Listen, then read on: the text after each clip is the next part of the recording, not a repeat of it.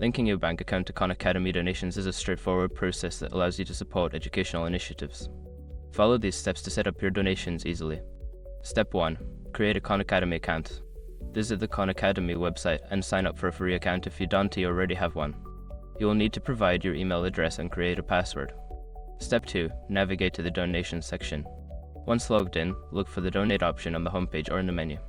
Click on it to access the donations page where you can find information on how to contribute. Step 3. Choose your donation amount. Before filing a refund or dispute, use the srock.com link in the description to open the refund dispute deadline calculator and confirm your deadline. Step 4. Link your bank account. To link your bank account, you will need to provide your bank details. Follow the prompts to enter your bank account information securely. Make sure to double-check your entries for accuracy. Step 5. Confirm your donation. After linking your bank account, review your donation details and confirm the transaction. You should receive a confirmation email once your donation is processed successfully. By following these steps, you can easily link your bank account to support Khan Academy. Thank you for contributing to educational resources.